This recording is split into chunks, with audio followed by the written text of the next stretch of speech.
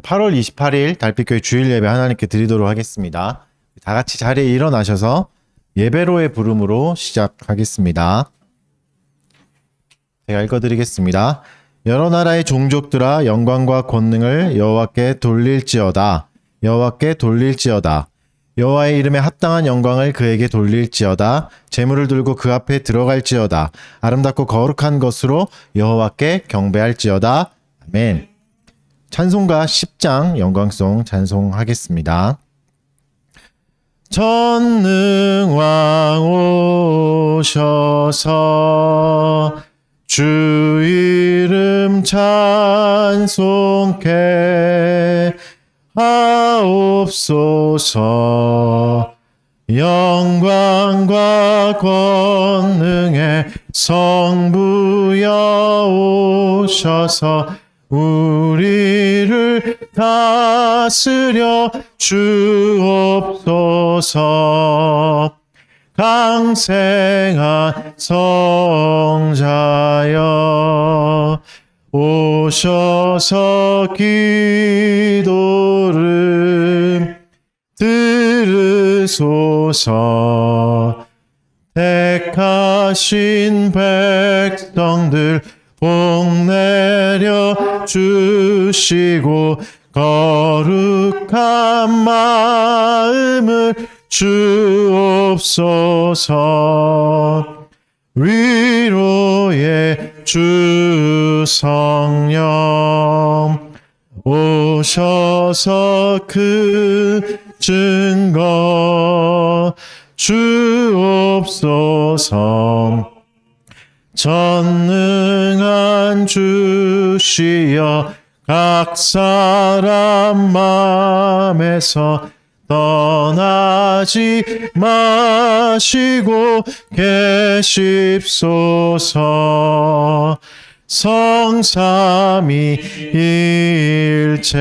성삼위일체께 한없는 찬송을 드립니다. 존귀한 주님을 영광 중 배옵고 영원히 모시게 하옵소서. 아멘. 우리 사도신경으로 신앙 고백하겠습니다.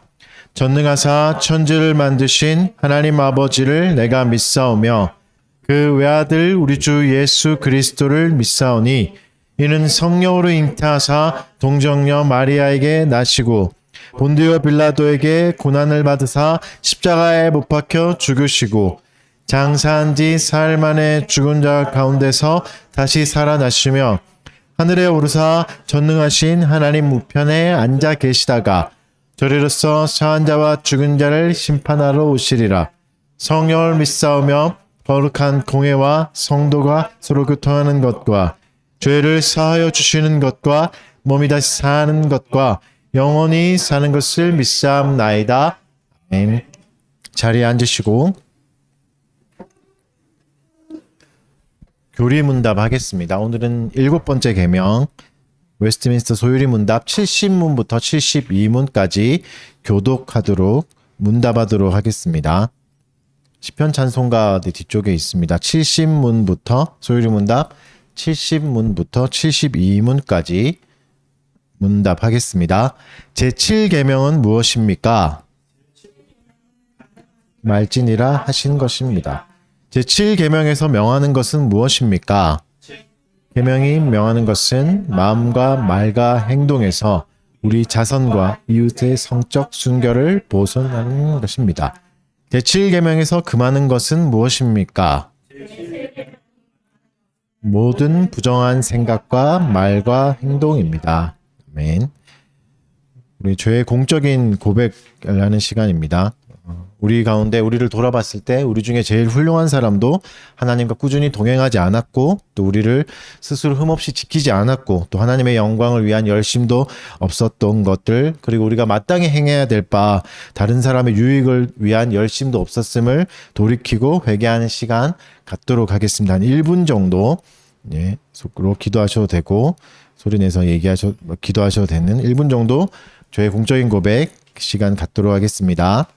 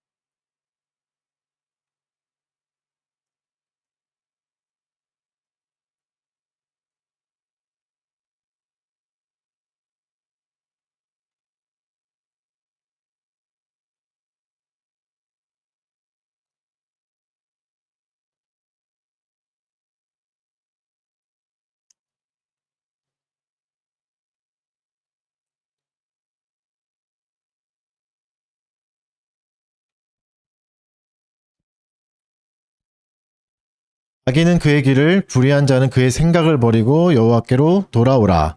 그리하면 그가 긍휼히 여기시리라. 우리 하나님께로 돌아오라. 그가 너그럽게 용서하시리라. 아멘. 그 자리에 일어나셔서 감사 찬송하겠습니다. 오늘은 시편 찬송 172장, 시편 89편 1절부터 7절입니다. 시편 찬송가 172장입니다.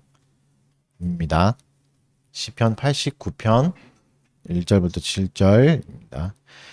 주 인자하심과 주의 성실하심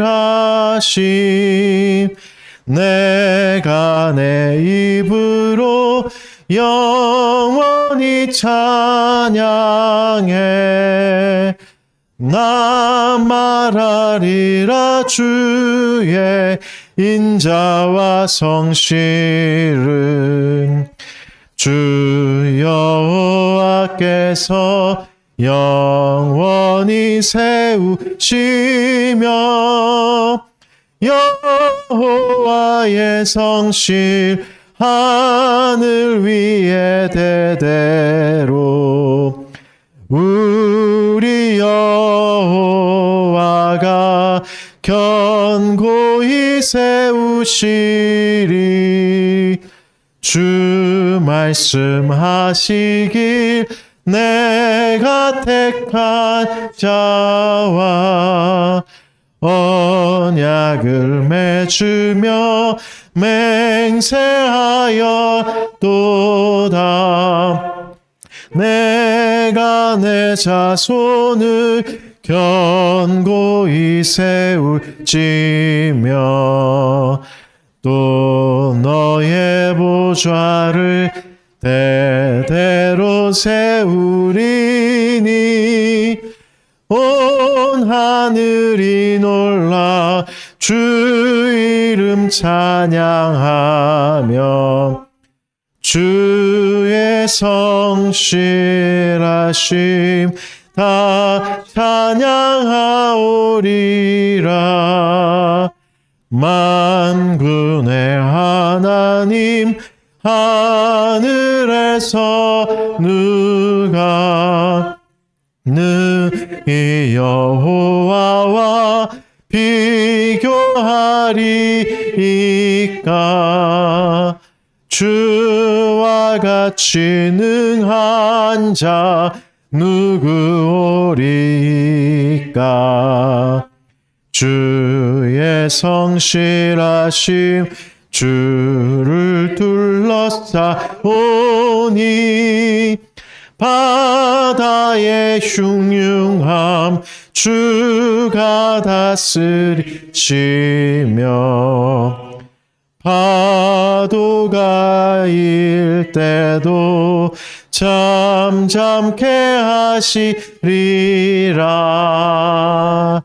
아멘. 자리에 앉으시고 목회 기도하겠습니다. 제가 잠깐 기도하도록 하겠습니다. 전능하신 하나님 아버지, 오늘도 우리를 예배당으로 불러주셔서 또 이렇게 함께 모여 예배드리게 해주심을 감사드립니다. 오늘 주일을 복되게 하여 주셔서 오늘 우리가 이 복을 누리게 되었습니다. 하나님, 오늘도 우리를 주의 계명으로 우리를 돌아볼 수 있게 해주셔서 감사합니다. 이 시간에 우리가 우리의 죄악을 고백하였사오니 용서하여 주시옵소서. 우리가 저지른 죄악이 하나님께 얼마나 큰 반역인지 깨닫게 하여 주시옵고, 또 특별히 오늘 7계명을 돌아봤는데 7계명을 통해서 하나님의 모든 명령을 어기고 금지된 것은 오히려 행하고 요구하신 것은 행하지 않았음을 회개합니다. 하나님이 금하시는 부정한 생각과 말과 행동으로 하나님의 법을 어겼음을 인정하오니 우리를 용서하여 주시옵소서. 우리 스스로 매우 작은 은혜도 받을 자격이 없으며 오히려 하나님의 극심한 진노를 받아 마땅합니다. 그러나 이 모든 죄악에도 불구하고 우리 아버지와 아버지 오른편에 앉아 계신 주 예수 그리스도의 속죄와 중보는 우리를 은혜의 보좌로 가까이 나오게 하십니다. 우리를 다시 은혜의 보좌로 가까이 나오게 하시고 우리에게 은혜로운 응답의 소망을 품게 하여 주시옵소서. 우리가 새 언약 안에 있는 자비와 은혜의 약속과 중보자를 통한 은혜를 확신하며 우리의 유일한 구원자이신 예수 그리스도의 귀한 공로만 의지하기를 원합니다. 예수 그리스도 안에서 우리의 모든 죄가 용서받고 면제되도록 자비를 구합니다. 성령으로 우리 마음에 하나님의 사랑을 쏟아 부어 주시옵고 양자의 영으로 우리를 인치시고 용서와 화해의 확신을 주시옵소서. 또 이 나라 가운데 하나님의 다스림이 임하게 하여 주시옵소서. 오늘도 고통받고 있는 연약한 자들을 돌아봐 주시옵고 하나님의 세밀한 위로가 그들의 마음에도 풍성하게 임하게 하여 주시옵소서. 주께서 세워주신 정부 가운데도 지혜를 허락하여 주시옵고 약자를 돌아볼 수 있는 넉넉한 마음도 주셔서 상한 자들을 잘 보살피고 돌볼 수 있게 하여 주시옵소서. 주님의 몸된 교회를 위해서 기도드립니다. 특별히 이 시간에 예배드리는 모든 교회들, 또 주의 교회의 모든 교회에 속한 모든 직분자들, 특히 또 목사와 교사들에게 성령으로 충만케 하여 주시옵고 그들을 거룩하고 절제하고 공의롭고 은혜로운 생활에 모범이 되게 하여 주셔서 하나님의 모든 백성들에게 하나님의 마음에 합당한 목사를 주시고 또 모든 교회 가운데 하나님의 말씀과 성례와 건징의 사역이 바르게 실행되도록 인도하여 주시옵소서. 달빛교회에 속한 교우들도 돌아봐 주시옵소서. 마음이 상한 자들에게 위로를 더하여 주시옵고 두려움 가운데 있는 자들에게 소망과 용기를 허락하여 주시옵고 때에 따른 도움도 허락하여 주셔서 어려운 시기를 잘 이겨나가게 하여 주시옵소서.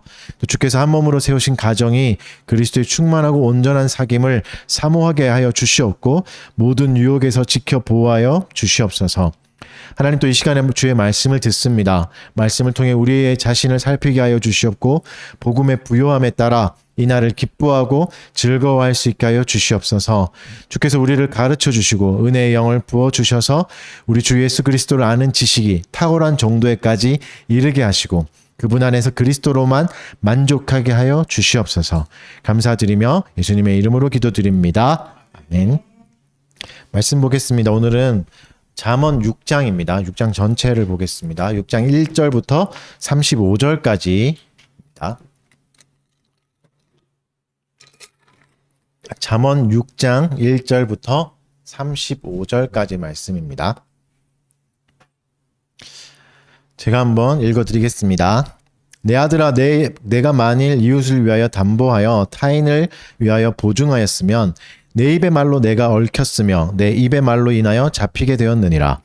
내 아들아, 내가 내 이웃 손에 빠졌은즉 이같이 하라. 너는 곧 가서 겸손히 내 이웃에게 간구하여 스스로 구원하되 내 눈을 잠들게 하지 말며 눈꺼풀을 감기게 하지 말고 노루가 사냥꾼의 손에서 벗어나는 것 같이 새가 그물 치는 자의 손에서 벗어나는 것 같이 스스로 구원하라. 게으른 자여, 개미에게 가서 그가 하는 것을 보고 지혜를 얻으라. 개미는 두령도 없고 감독자도 없고 통치자도 없으되 먹을 것을 여름 동안 예비하며 추수 때에 양식을 모으느니라. 게으른 자여, 내가 어느 때까지 누워 있겠느냐? 내가 어느 때에 잠이 깨어 일어나겠느냐? 좀 더 자자, 좀 더 졸자, 손을 모으고 좀 더 누워 있자 하면 내 빈궁이 강도같이 오며 내 곰핍이 군사같이 이르리라. 불량하고 악한 자는 구부러진 말을 하고 다니며 눈짓을 하며 발로 뜻을 보이며 손가락질을 하며 그의 마음에 패역을 품으며 항상 악을 꾀하여 다툼을 일으키는 자라. 그러므로 그의 재앙이 갑자기 내려 당장에 멸망하여 살릴 길이 없으리라. 여호와께서 미워하시는 것 곧 그의 마음에 싫어하시는 것이 67가지이니 곧 교만한 눈과 거짓된 혀와 무지한 자의 피 흘리는 손과 악한 계교를 꾀하는 마음과 빨리 악으로 달려가는 발과 거짓을 말하는 망령된 증인과 및 형제 사이를 이간하는 자이니라. 내 아들아 내 아비의 명령을 지키며 내 어미의 법을 떠나지 말고 그것을 항상 내 마음에 새기며 내 목에 매라. 그것이 내가 다닐 때 너를 인도하며 내가 잘 때에 너를 보호하며 내가 깰 때에 너와 더불어 말하리니 대저 명령은 등불이요 법은 빛이요 훈계의 책망은 곧 생명의 길이라. 이것이 너를 지켜 악한 여인에게 이방 여인의 혀로 호리는 말에 빠지지 않게 하리라. 내 마음에 그의 아름다움을 탐하지 말며 그 눈꺼풀에 홀리지 말라. 음료로 말미암아 사람이 한 조각 떡만 남게 됨이며 음란한 여인은 귀한 생명을 사냥함이니라. 사람이 불을 품에 품고서야 어찌 그의 옷이 타지 아니하겠으며 사람이 숯불을 밟고서야 어찌 그의 발이 데이지 아니하겠느냐. 남의 아내와 통관하는 자도 이와 같을 것이라. 그를 만지는 자마다 벌을 면하지 못하리라. 도둑이 만일 줄일 때에 배를 채우려고 도둑질하면 사람이 그를 멸시하지는 아니하려니와 들키면 7배를 갚아야 하리니 심지어 자기 집에 있는 것을 다 내주게 되리라. 여인과 간음하는 자는 무지한 자라. 이것을 행하는 자는 자기의 영혼을 망하게 하며 상함과 능력을 받고 부끄러움을 씻을 수 없게 되나니 남편이 투기로 분노하여 원수 갚는 날에 용서하지 아니하고 어떤 보상도 받지 아니하며 많은 선물을 줄지라도 듣지 아니하리라. 아멘. 네. 너무 길죠? 숨차네요. 오늘은 잠언 6장입니다. 개미에게서 지혜를 얻으리라 라는 제목 가지고 말씀 전하도록 하겠습니다. 오늘 본문은 6장은 실용적인 지혜예요. 물론 다 지혜가 이제 실용적이고 삶에 필요한 거겠지만 오늘은 특별히 이제 실용적인 실전 지혜라고 할 수 있는 내용입니다. 네 가지 방면에서 이제 필요한 지혜들을 말하고 있습니다. 네 가지를 보면 사연으로 나눌 수 있는데 뭐 첫 번째는 보증 서지 마라.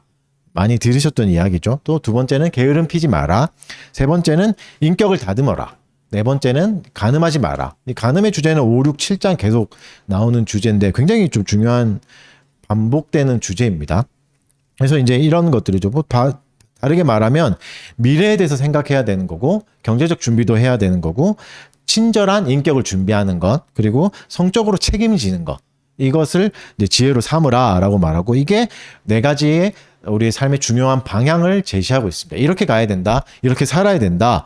하는 거죠. 이 네 가지를 통해서 우리에게 비춰주시는 진리를 오늘 좀 살펴보도록 하겠습니다. 먼저 이제 1절부터 5절이 보증에 관한 부분인데 첫 부분은 이제 보증을 서지 마라 라고 얘기하고 있죠. 1절에서 이웃을 위하여 담보하여 타인을 위하여 보증하였으면 이렇게 말하죠.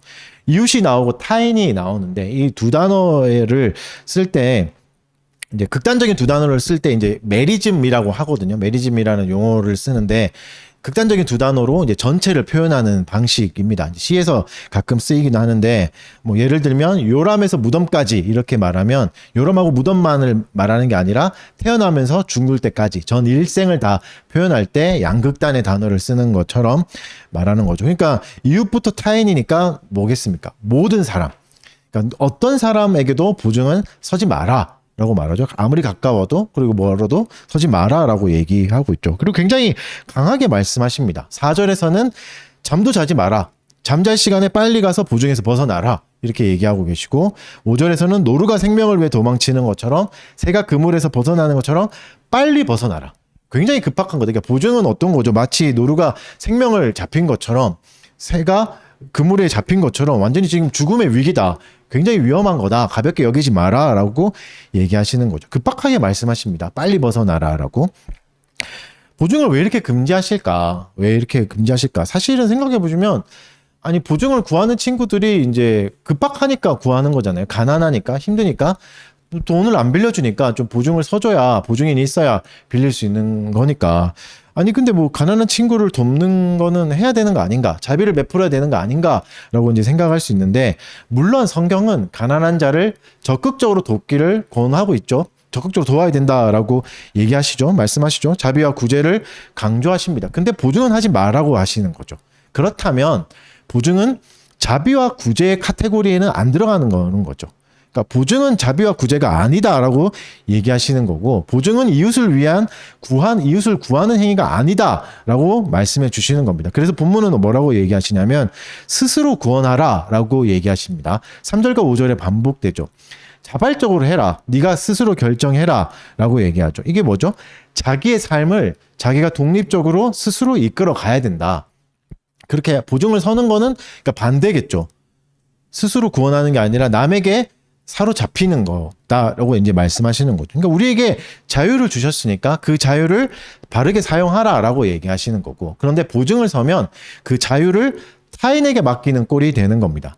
사실 여러분, 이제 보증을 선다는 거는 미래에 대한 예측이잖아요. 이 사람이 틀림없이 이걸 갚을 겁니다. 제가 보증해요라고 하는 건데, 누구도 미래를 예측할 수 없습니다. 친구의 신용을 믿을 수 없어요. 친구를 신뢰하지 못하는 것과 다른 거죠.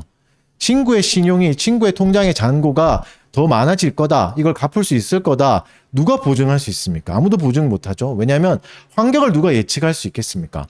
코로나를 누가 예측할 수 있었겠어요? 경기 침체를 누가 예측할 수 있겠습니까? 아무도 예측할 수 없죠. 이게 불가항력의 힘이잖아요. 불가항력의 힘으로 보증을 서준 친구가 파산할 수 있습니다. 그의 의지와 상관없이. 잘해보고 싶은데 장사가 안 될 수 있잖아요. 자영업을 한다고 해서 다 성공하는 게 아니잖아요. 대부분이 망하잖아요. 문 닫잖아요. 그런 것처럼 친구의 의지와 상관없이 파산하는 일이, 빚을 못 갚는 일이 일어날 수 있습니다. 왜죠? 미래는 우리의 것이 아니니까요. 미래는 우리의 영역이 아닙니다.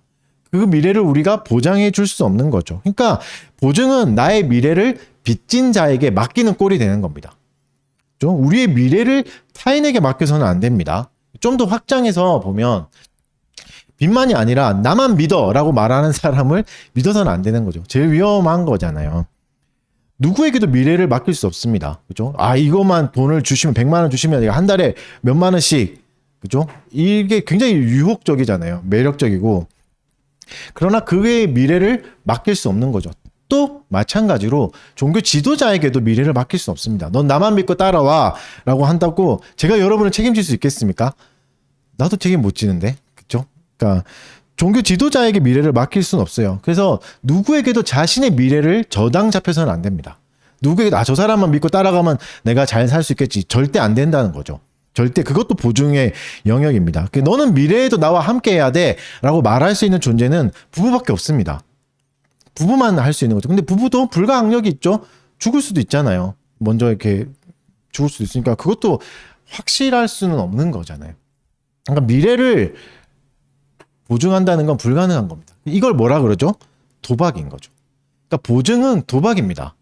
미래가 어떻게 될지 모르지만 좋은 거에 내가 베팅하겠다, 잘 될 거에 베팅하겠다라고 말하는 거죠. 근데 또 이렇게 질문할 수 있겠죠. 보증을 서지 않으면 그러면 그 친구를 이룰 수 있지 않습니까? 친한 친구인데 가까운 이웃인데 물론 그 친구에게 당장 큰 슬픔을 줄 수는 있겠죠. 근데 반대로 한번 생각해 봅시다. 만약에 내가 보증을 서줘서 그 친구가 망한다면 그 친구는 나까지 피해를 입히는 거잖아요. 그러니까 자신이 망한 것도 슬픈데 친구인 나도 망하게 해서 더 큰 슬픔을 가지게 되는 거죠. 그러니까 보증을 서서 잘못되면 그 친구에게 더 큰 슬픔을 줄 수 있습니다. 친구를 위한다면 안 서주는 게 차라리 작은 슬픔을 주는 거죠. 보증을 서줬다 잘못되면 더 큰 슬픔을 주는 겁니다. 친구에게 오히려 더 많은 짐과 상처를 주는 거죠. 여러분, 나 하나만 망해도 살고 죽고 싶은 생각이 막 살고 죽는 걸 고민하는데 나 때문에 한 집이 더 망했어요. 그러면 어떻게 살아갈 수 있겠습니까? 완전한 절망이에요. 친구를 너무 괴롭히게 되는 상황이 될 수 있는 겁니다. 이런 도박을 하면 안 되는 거죠. 물론 성경에서 빚을 갚아주는 예도 나옵니다. 우리 수련회 때 살펴봤던 빌레몬서에 이제 바울이 오네시모의 빚을 내가 갚아주겠다 이렇게 얘기하죠. 근데 정확하게 말하면 오네시모의 과거의 빚이죠. 과거의 빚이죠. 과거에 빚진 게 있다면 내가 갚아줄게 하고 앞으로 지을 빚도 내가 줄게라고 말하지 않았습니다. 그렇죠? 그러니까 미래의 빚은 우리가 책임져 줄 수가 없는 거죠. 그러니까 미래를 보장할 수 있는 사람이 있습니까? 아무도 없습니다. 아무도 없어요. 그러니까 미래를 보장하는 말에 속으시면 안 되고 조심하셔야 되는 거죠. 근데 성경은 미래의 빚을 해결하신 유일한 분을 소개하고 있습니다. 골로새서 2장 14절을 제가 한번 읽어드릴게요. 우리를 거스르고 불리하게 하는 법조문을 쓴 증서를 지우시고 제하여 버리사 십자가에 못 박으시고 우리를 갖고 있던 우리를 옥매고 있던 그 빛 증서를 없앨 수 있는 분은 예수 그리스도밖에 없다. 라고 말씀하고 계시죠. 그러니까 오직 예수 그리스도만 우리의 미래의 빛까지도 죄악의 빛까지도 책임질 수 있는 거죠. 이게 무슨 말이죠? 한계가 있다는 겁니다. 예수님만 하실 수 있는 영역이라는 거죠. 미래를 책임진다는 것은. 그래서 누군가의 미래를 책임지려고 하지도 말고 누군가에게 내 미래를 맡겨서도 안 됩니다. 오직 그리스도에게만 내 미래를 맡기셔야 됩니다. 그리스도만 우리의 미래를 책임져 줄 수 있으니까. 이게 한계죠. 그러니까 한계를 명확하게 인식하라는 겁니다. 그래서 이제 그 이야기가 계속 되는데 6절부터 11절은 두 번째 이야기죠. 이건 게으름에 대한 이야기인데 게으름을 좀 자세히 살펴보도록 하겠습니다. 그러니까 미래가 내 것이 아니다. 미래가 내 것이 아니라면 그러면 어떤 일이 일어날지 모르니까 그냥 가만히 앉아 있어야 되는 건가? 라고 생각할 수 있는데 그런 게 아닙니다. 미래가 그리스도의 것이라는 것, 소유라는 걸 인정하는 것은 가만히 있는 게 아닙니다. 포기하는 게 아닙니다. 절망하는 게 아닌 거죠. 6절부터 11절은 우리의 미래를 어떻게 대비할까를 말씀하십니다. 한계가 있다. 미래는 네 것은 아니지만 대비는 해야 된다라고 말씀하시고 뭐라고 말씀하죠? 게으름은 안 된다. 게으름으로 현재를 탕진해 버리지 마라고 얘기하시는 거죠. 그러니까 게으름은 뭡니까? 책임을 회피하는 겁니다. 오늘이라는 책임. 하나님의 오늘을 우리에게 주시는 거죠. 오늘을 주셨잖아요. 미래는 내일은 어떻게 될지 모르잖아요. 내일을 안 주실 수도 있습니다. 오늘은 주셨잖아요. 그러면 오늘에 대한 책임은 우리가 져야 되는 거죠. 이 하루를 어떻게 보낼 것인가. 하나님은 우리의 눈을 어디로 돌립니까? 하찮은 개미에게로 돌리십니다. 개미를 봐라. 개미에게서 지혜를 얻으라 라고 말씀하시면서 얘기하시죠. 우리 7절을 같이 한번 읽어볼까요? 잠언 6장 7절 읽겠습니다. 시작.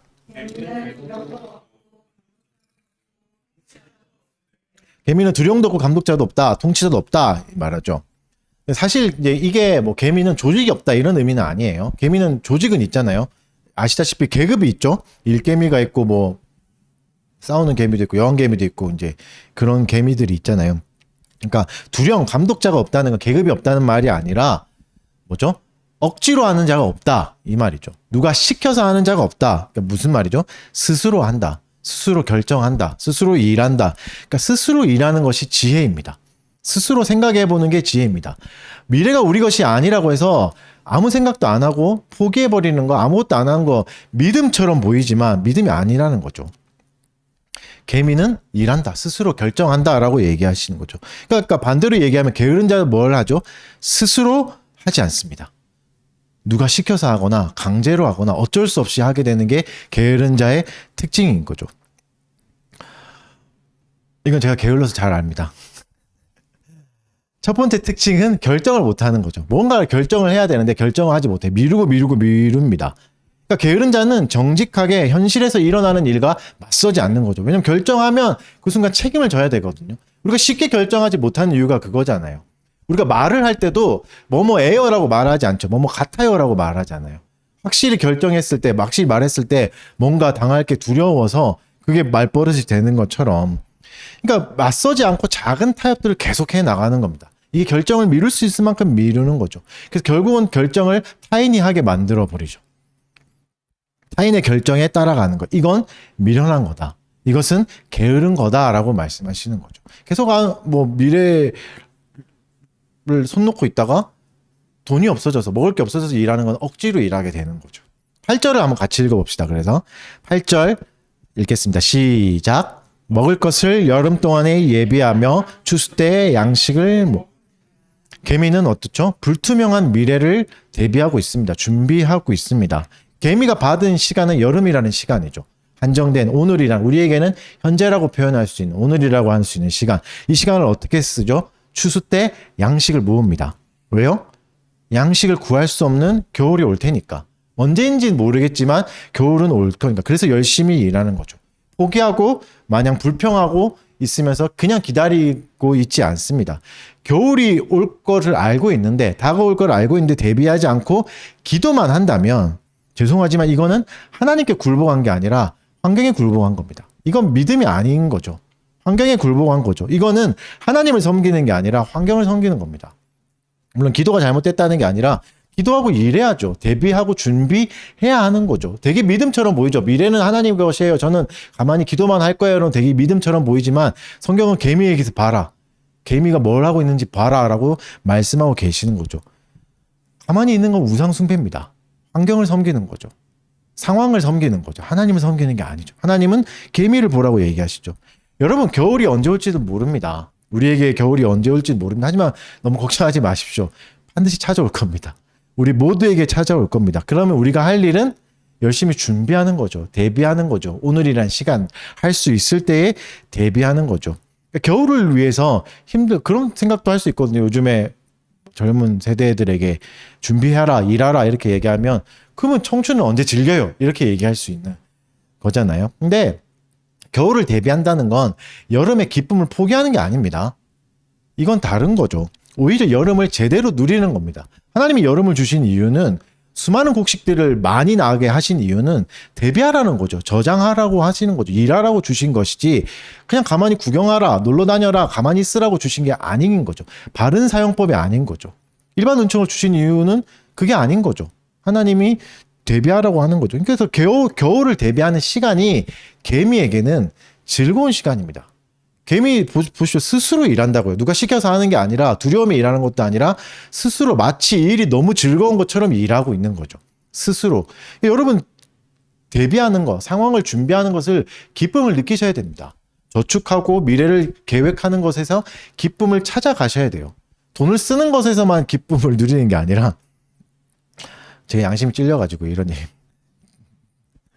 자기소개하고 있는 겁니다. 제가 돈을 쓰는 것에만 기쁨을 누리는 게 아니라 저축하는 기쁨도 누릴 수 있어야죠.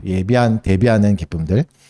그리고 여러분 이게 왜 기쁨이 있을까요? 개미가 양식을 모으는 거. 왜냐하면 개미가 모은 양식은 자기만을 위한 게 아니거든요. 공동체를 위한 양식이 됩니다. 공동체의 겨울을 날 수 있는 든든한 양식이 되는 거죠. 그러니까 나 하나의 노력을 통해서 이웃을 도울 수 있는 겁니다.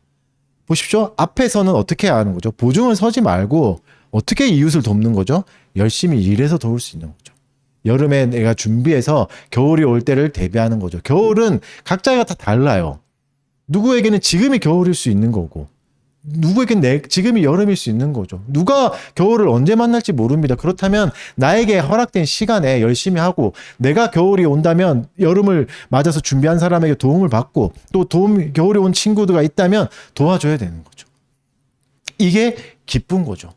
내가 노력하는 것을 통해서 내가 싸우는 것을 통해서 이웃을 도울 수 있고 친구를 도울 수 있는 거죠.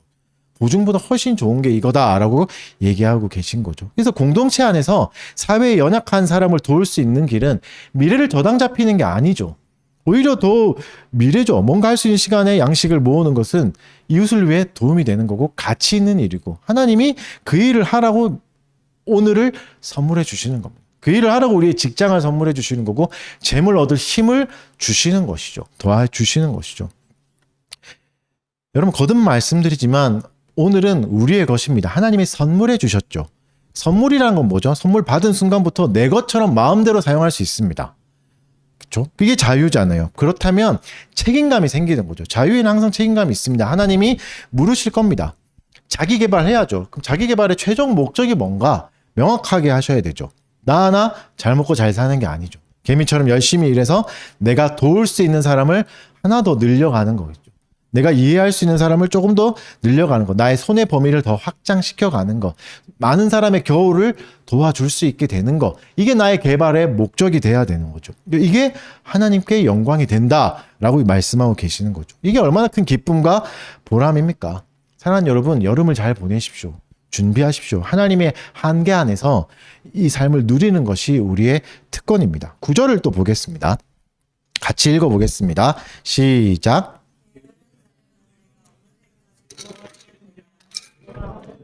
잠에서 일어나겠느냐. 게으른 자에 대해서 게으른 자에 대한 연구도 많이 일어나겠죠. 이제 현대 사회에서는 게으르면 사회가 망할 수도 있으니까. 그래서 이제 행동과학이라는 영역에서는 이런 사람들 많이 연구해요. 그러니까 행동과학 쉽게 말하면 어떻게 해야 사람을 움직일 수 있나?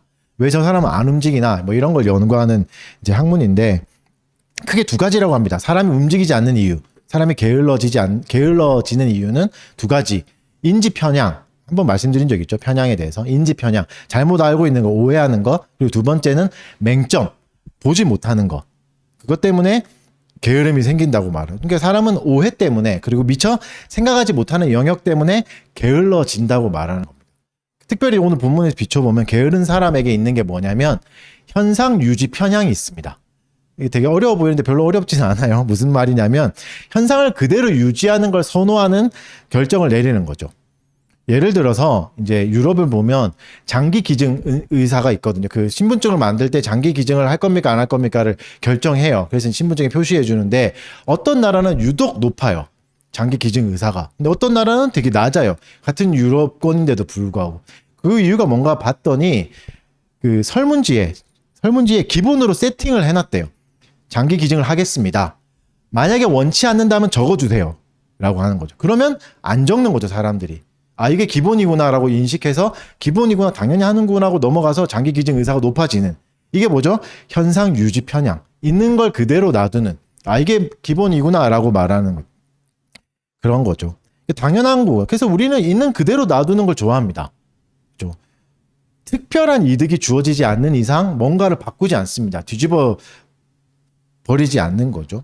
이 특별한 근데 이득도 편향이 생기는데 상대적인 이득을 보는 거죠. 상대적인 이득. 상대적인 이득이 뭐죠? 남들보다 내가 좀 더 이득이 있어야 이득이 있다 생각하는 거죠. 이것도 편향입니다. 오해예요. 잘못된 이야기죠. 그러니까 이득은 절대적으로 봐야 되는 건데 상대적으로 보는 거죠. 그러니까 저 사람보다 내가 가난해. 저 사람보다 오늘 내가 좀 떨어지는 것 같아 슬퍼하게 되는 건 상대적인 거잖아요. 근데 이득은 절대적이어야 돼요. 그러니까 예를 들어서 뭐 다이어트를 한다 그럴 때 내 친구는 10kg 뺐는데 나는 5kg 뺐는데 슬퍼. 이거 상대적으로 이득을 보는 거죠. 그냥 다이어트는 절대적인 거잖아. 나의 몸무게 기준에서 살이 빠지면 다이어트가 된 건데 상대보다 덜 빠졌다고 슬퍼하고 더 많이 빠졌다고 기뻐하는 건 이상한 거죠. 근데 우리가 이러고 있는 거죠. 상대적인 기쁨들. 저 사람은 부자가 됐네. 저 사람은 저 사람보다 내가 낫네. 이건 잘못된 오해라고 말하는 거죠. 그런 이익을 추구하는 것은 편향에 빠진다라고 말하고 이게 우리를 변화시키지 않는다. 그래서 다이어트 소용없구나. 이렇게 가버리는 건 결국 나가 그 편향 때문에 게을러지는 거죠. 그러니까 현상 유지 편향을 벗어나야 됩니다. 이득을 정확하게 파악해야 되는 거죠. 절대적인 기준으로. 10절을 볼까요? 10절을 같이 읽어보겠습니다. 시작. 좀 더 졸자, 손을 모으고 좀 더 누워있자 하면 그러니까 게으른 사람은 어떻죠? 계속 편향을 유지하는 거죠. 계속 자는 걸 유지하는 거고 그리고 계속 자는 이유는 뭡니까? 문제와 직면하지 않습니다. 결정하지 않는 이유도 이거라 그랬죠. 무언가 저절로 바뀌기만 원하는 거죠. 자고 일어났으면 바뀌었으면 좋겠다. 자고 일어났으면 이런 감정이 아니었으면 좋겠다. 저절로 바라는 거죠. 여기도 편향이 있는 거죠. 여러분 우리가 게을러진 이유 중에 하나가 이런 건데 전문가가 답죠. 제가 많이 게을러가지고. 편향이 있습니다. 그러니까 뭔가를 했을 때 실패할 가능성을 너무 크게 보거든요. 이게 크다 보니까 도전하지 않는 거죠. 예를 들어서 뭐 소개팅을 많이 했다. 그러면 자꾸 까이거나 막 이럴 때 상처가 자꾸 생기죠. 거절에 대한 두려움들. 그러면 이게 너무 커서 만나기를 주저하게 되는 거죠. 또 사람을 만나서 상처를 많이 받았다. 그러면 그럴수록 두려움이 생겨서 다른 사람과 관계 맺는 거를 두려워합니다. 예를 들어서 그런 거죠. 목사한테 사기를 당했다. 이러면 모든 목사와 관계하는 게 싫어지잖아요. 그렇죠? 이게 사실 이게 편향에 빠지는 거고 너무 일반화시키는 거죠. 그러니까 실패와의 두려움들, 실패의 가능성들을 너무 크게 봅니다. 근데 여러분 한번 생각해 보면 객관적으로 거절 당해 보면 그렇게 참담하지 않습니다. 막 삶이 꺼질 것 같이 당하기 전에는 되게 막 그럴 것 같은데 실제로 당해 보면 뭐 그렇구나 하고 며칠 좀 아프다가 지나가요. 그러니까 생각보다 아프지 않은 거죠. 당하지 않은 미래를 우리 너무 크게 보게 되는 거죠. 일을 할 때 뭔가 실패할 가능성을 미리 너무 크게 보고 마치 실패하면 이겨나갈 수 있는데 그걸 아예 못 든 거죠. 내가 여기 지원에서 떨어지면 어떡할까 두려워하는데 떨어져도 별일 없거든요. 떨어져도 그래 큰 충격은 없어요. 삶이 변하는 건 없잖아요. 그런데 나가지 않는 거죠. 여러분 거절 당해도 괜찮습니다. 제가 많이 당해봐서 아는데 괜찮아요. 살아갈 만해요. 뭐 나쁘지 않아요. 그렇게 참담하지 않고 또 살아가게 되고 또 견디게 됩니다. 왜냐면 견딜 만한 은혜를 주신다고 약속하셨으니까 고난이 극심할 때 은혜도 위로도 극심하다고 말씀하셨으니까 그 위로도 있습니다. 실패할 때 아픔도 있지만 하나님이 진짜 알지 못하는 채널을 통해서 도와주실 때도 너무 많아요. 우리가 그렇게 해서 여기까지 온 거 아닙니까? 그러니 여러분 두려워하지 마십시오. 하나님 우리에게 주신 인생의 그 한순간들을 대수롭게 여기지 마십시오. 도전하십시오. 한번 생각해 보십시오. 여러분 실패하지 않고 배워본 게 있습니까? 운전면허 시험 안 떨어져 보고 어떻게 합격할 수 있겠습니까? 그죠? 운전면허 뭐 상처도 나면서 차도 긁어가면서 배우는 거지. 실패해야 배웁니다. 넘어져야 배울 수 있고 실패해서 배우는 것들도 있습니다. 그리고 실패를 통해서 여러분 실패할 때 아무것도 얻어가는 게 없다고 생각하지 마십시오. 오히려 잘 대응할 수 있게 됩니다. 사람에 대해서 상처를 많이 받게 되면 오히려 잘 대응할 수 있게 돼요. 아, 저 사람이 또 상처 주면 아, 그럴 수 있지. 이렇게 된다고요. 그러니까 너무 두려워하지 마십시오. 그것만으로도 큰 수확입니다. 많은 사람에게 상처를 받았다면 나는 많은 사람을 대하는 방법들을 늘려갈 수 있는 거죠. 그리고 다른 사람들을 사랑해 줄 수 있고 이해해 줄 수 있는 폭이 더 넓어지는 겁니다. 그래서 여러분 게으른 사람은 욕심 없는 사람이 아니에요. 나는 욕심 없어요. 그냥 내가 하나만 잘 먹고 잘 살았으면 좋겠어요. 이거는 오히려 너무 큰 욕심을 가지고 있는 겁니다. 허황된 꿈을 꾸는 거고 도박을 하는 겁니다. 뭐죠? 저절로 잘 되기를 말하는 거죠. 나는 시도하지 않고 실패의 상처도 안 받고 성공하기를 원하는 거죠. 한 번에 세련되게 빡! 이게 허황된 꿈이죠. 이게 더 큰 욕심이죠. 실패하지 않고 뭔가를 얻어가겠다는 거는 훨씬 더 큰 겁니다. 이런 자들이 보지 못하는 맹점이 뭐죠? 예기치 못한 순간에 겨울은 찾아온다는 겁니다. 성공해도 겨울은 찾아올 겁니다. 근데 실패의 경험이 없다면 이 겨울을 맞아야 하는 게 더 힘듭니다. 한번 망해봤다면 겨울을 견딜 수 있습니다. 한번 차여봤다면 다음에 차이는 건 또 뭐 나쁘지 않아요. 여러분 모두에게 거듭 말씀드리지만 모두에게 겨울은 찾아올 겁니다. 어디서 올까 궁금해하지 않으셔도 됩니다. 어디 있을까 찾아다니지 않아도 됩니다. 겨울이 우리를 반드시 찾아내서 우리에게 올 거니까.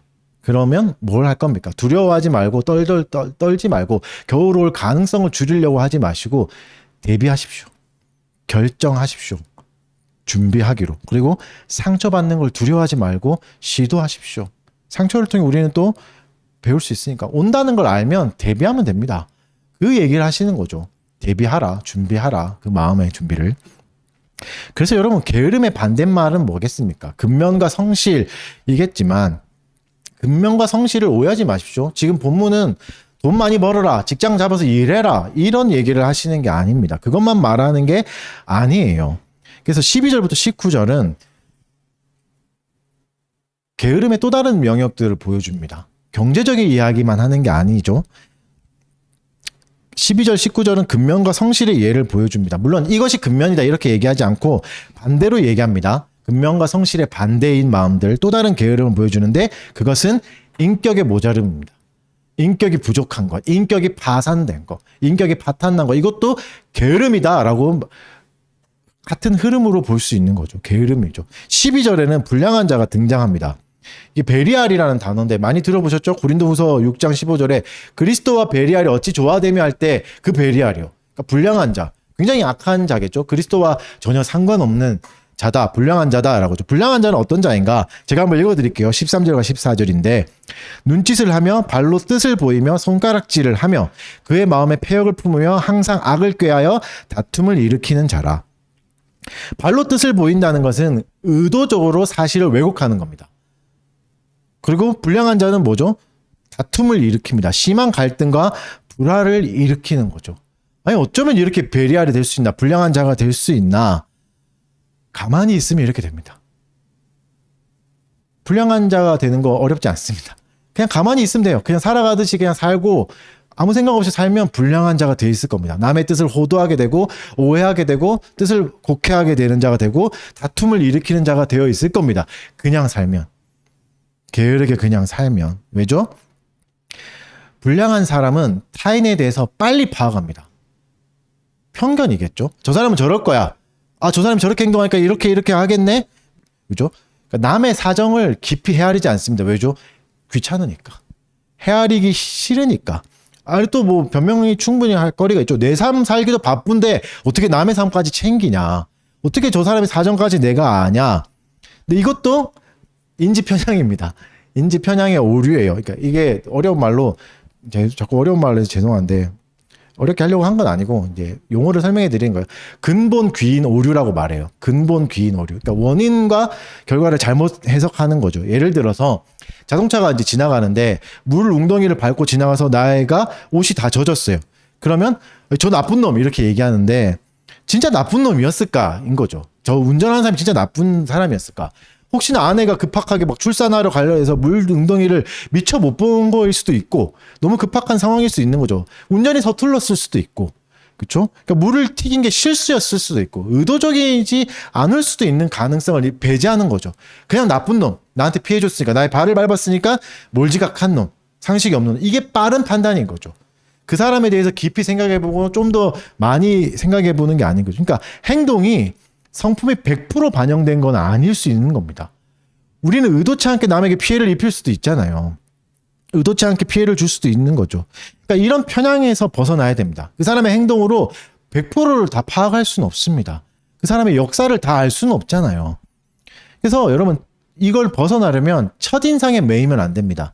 한 번의 순간들, 한 번의 이야기들, 한 번의 옛날의 모습들에 매이면 안 되죠. 어떻게 해야 되죠? 그 사람을 계속 관찰하고 깊이 알아가야 됩니다. 왜 저렇게 행동했을까? 우리에게는 전형적인 케이스가 있는 거죠. 뭐 이런 편향들이 너무 많죠. A형이니까 저럴 거야. B형이니까 저럴 거야. 또 특정한 지역 출신 사람들. 이 지역 출신은 저럴 거야. 그 지역 출신이니까 그렇지라고. 이게 편향인 거죠. 성급한 일반화의 오류라고도 할 수 있는 행동과 원인을 바르게 막은 것들. 그러니까 여러분 불량하고 악한 마음에서 벗어나려면 애쓰고 힘써야 됩니다. 노력하지 않으면 우리도 그 불량한 자가 되는 겁니다. 쉽게 판단하고 사람들에게 악한 자가 되는 거죠. 그래서 본문 17절부터 19절은 신체의 부분을 다 인용해요. 눈과 뭐 손과 이런 걸 얘기하면서 모든 것들이 악으로 빨리 달려간다라고 말씀하시죠. 무슨 말이죠? 가만히 두면 저절로 이렇게 된다. 너의 모든 기관들이, 우리의 신체 기관들이. 그러니 어떻게 하란 말이죠? 제어하라는 말이죠. 빨리 달려가는 걸 제어해라. 곰곰이 생각해 봐라. 여러 가지를 알아봐라. 그리고 천천히 움직이고 판단은 그때 내려도 늦지 않다. 판단이요. 결정 말고 사람에 대한 판단. 오래 살펴보고 행동하라라고 얘기하고 계시죠. 그래서 여러분 관계 안에서 게을러서는 안 됩니다. 사람과의 관계를 맺을 때 게을러서는 안 됩니다. 그 사람을 깊이 봐야 돼요. 그리고 성실과 인내가 필요합니다. 오래 봐야 되고 깊이 묵상해 봐야 되고 사람들과의 많은 관계를 맺어야 조금 이해할 수 있는 거죠. 어떻게 한 사람을 한 번에 다 이해할 수 있겠습니까? 한 사건으로 다 이해할 수 있겠습니까? 한 지역으로, 한 모습으로 어떻게 다 이해할 수 있겠습니까? 그럴 수 없다라고 말씀하시는 거죠. 본문의 마지막 여인은 보겠습니다. 마지막 여인은 이제 또 이방 여인이 나옵니다. 잠언에서 계속 나왔던 음란한 여인, 이방 여인이죠. 낯선 여인이라고 말하는 또 간음하고 음란의 문제를 말씀하고 또 이것을 뭐 하고 연결하는 거죠. 지금 6장에서 게으름과 연결하는 겁니다. 음란한 마음과 게으름과 연결하는 거죠. 그래서 즐거움을 누릴 때 여러분 아까 말했듯이 맹점을 못 보는 거죠. 이걸 막 나만 기쁘다, 나만 즐겁다 이렇게 할 때 그 기쁨이 줄 수 있는 맹점, 그 기쁨이 가져올 수 있는 상처 이런 걸 고려하지 않는 거죠. 남을 놀릴 때 기쁘지만 그 사람이 상처받을 수 있다는 걸 생각하지 않는 건 맹점인 거죠. 그러면 어떻게 되죠? 저번에 말씀드린 처럼 일배가 되는 거죠. 기쁨으로 사람을 놀리게 되고 그것을 통해서 이 사람이 어떤 상처를 받을지는 전혀 인지하지 못한 채 내 마음은 굳어져 버리고 일배가 되는 거죠. 특히 마지막 년은 그래서 이제 이 즐거움의 맹점을 찾아봐라. 반드시 대가를 치른다 이 얘기를 하시고 갑자기 뜬금없이 음란한 얘기를 하시는데 간음을 얘기하시는데 30절 31절에 도둑질 이야기를 하십니다. 이걸 한번 같이 읽어봅시다. 30절과 31절 두 절을 읽어보겠습니다. 시작.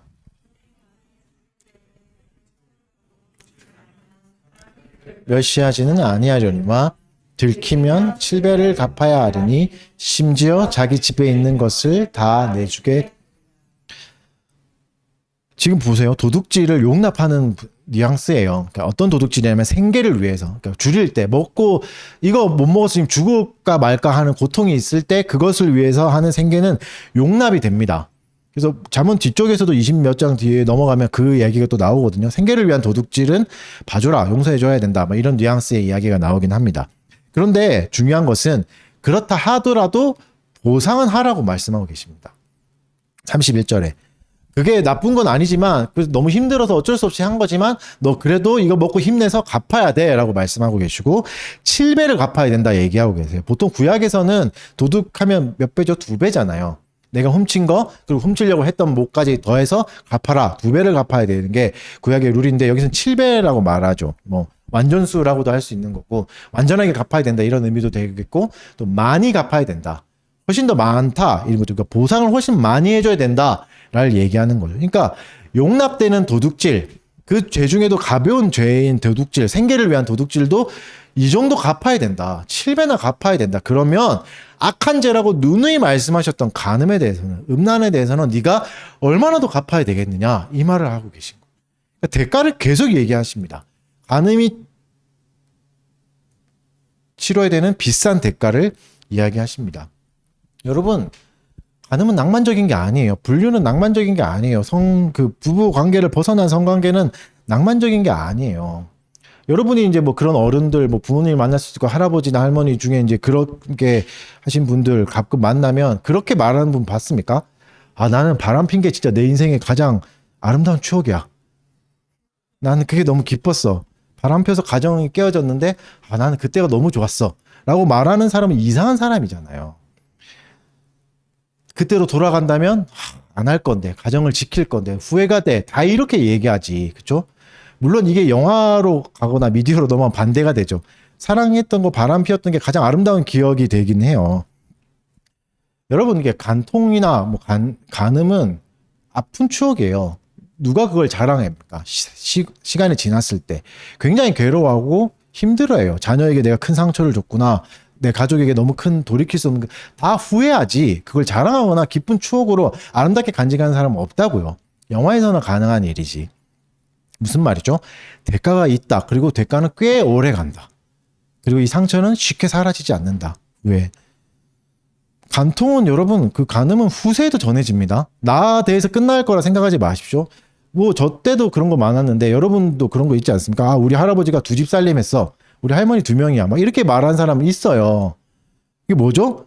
할아버지를 본 적도 없어요. 그 할아버지를. 친구 할아버지. 근데 그분에 대해서 어떻게 알게 됐죠? 성적으로 부도덕했다는 걸 알게 되는 거죠.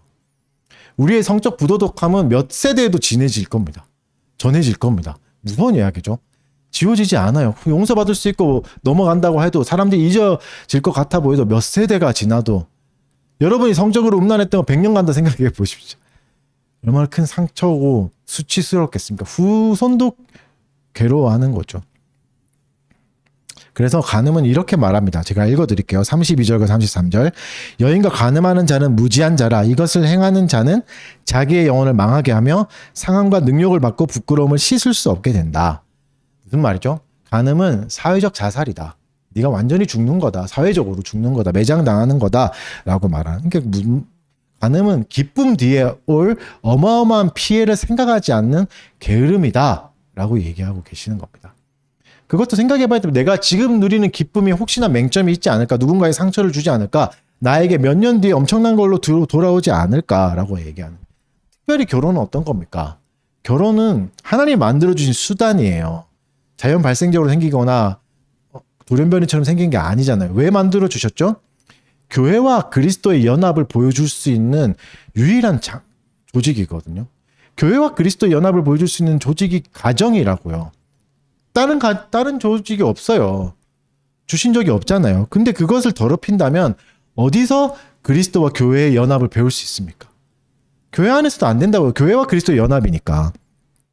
신랑 대신 예수 그리스도의 연합을 보는 건 가정이라고요.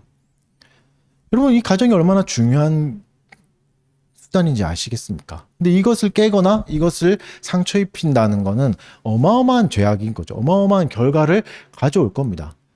내 가족뿐만 아니라 내 사회적인 뿐만 아니라 영적으로도 하나님께도 범죄하는 일이 되는 겁니다. 그리고 많은 사람들에게 그리스도를 보여줄 수가 없게 됩니다. 가정을 바르게 이끌어가지 못하면. 결론을 맺겠습니다. 우리 35절을 읽고 결론 맺겠습니다. 35절 마지막 절 같이 읽겠습니다. 시작.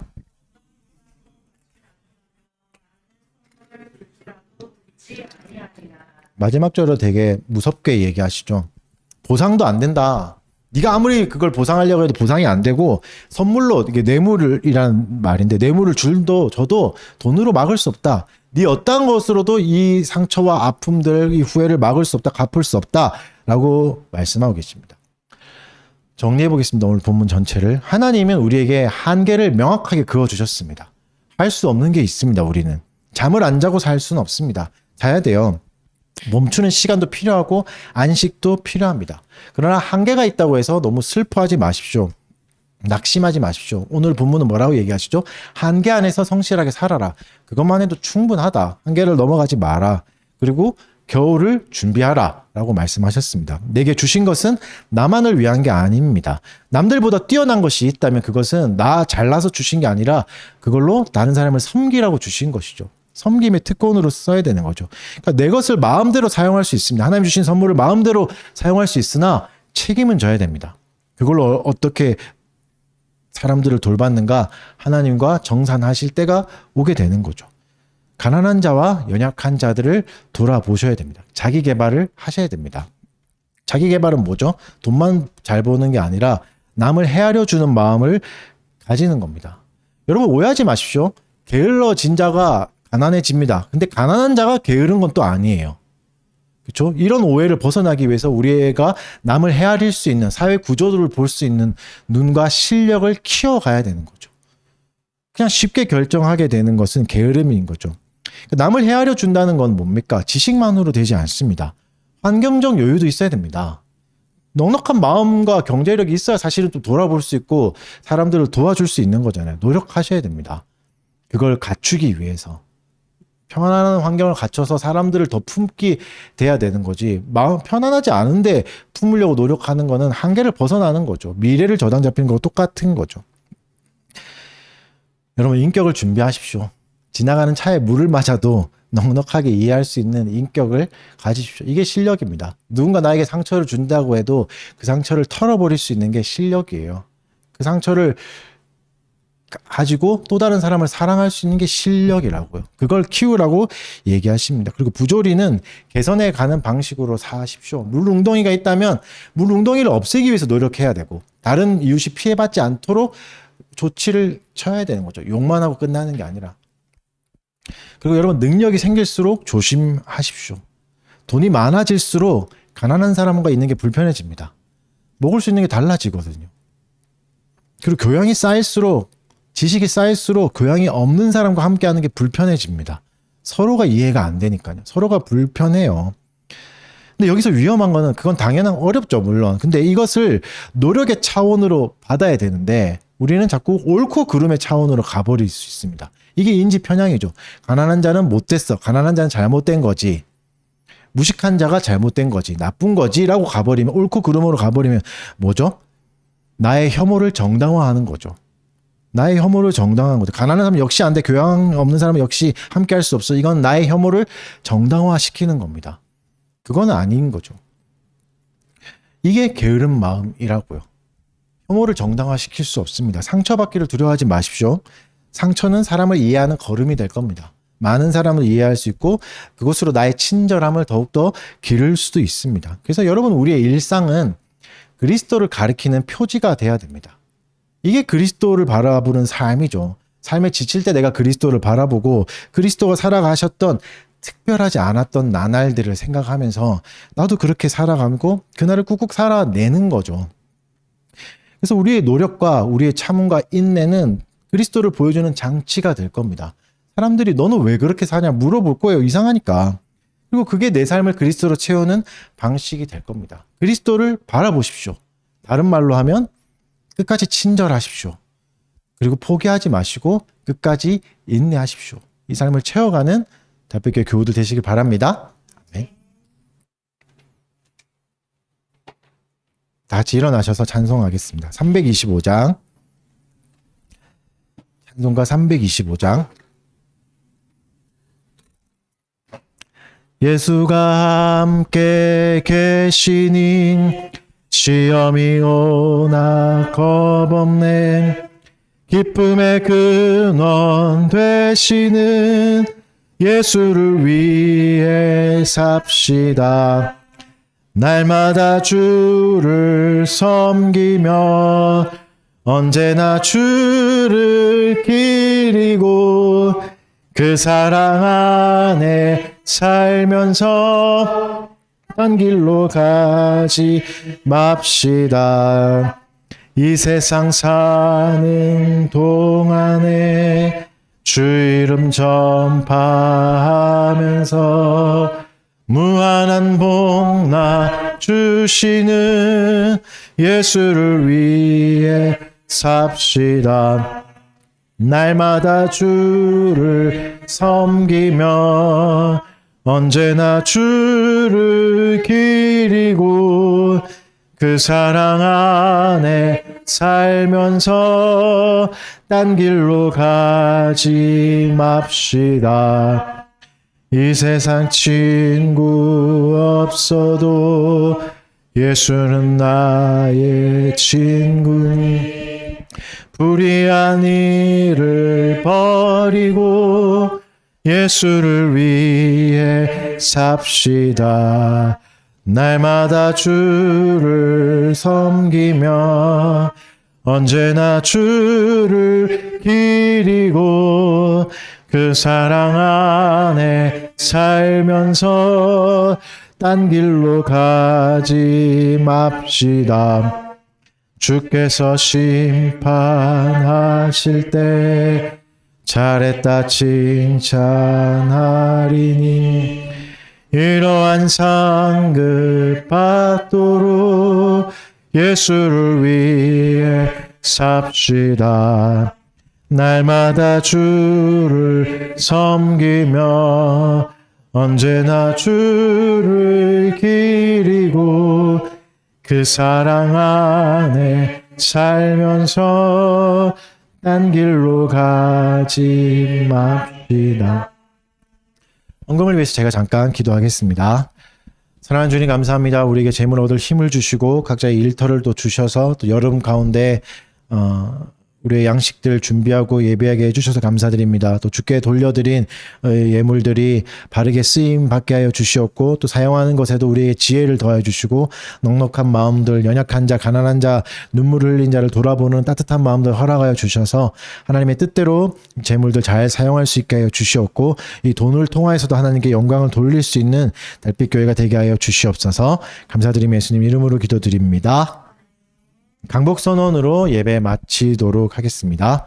주 예수 그리스도의 은혜와 하나님의 사랑과 성령의 교통하심이 너희 무리와 함께 있을지어다. 아멘. 네, 자리에 앉으시고요. 광고 잠깐 하겠습니다. 오늘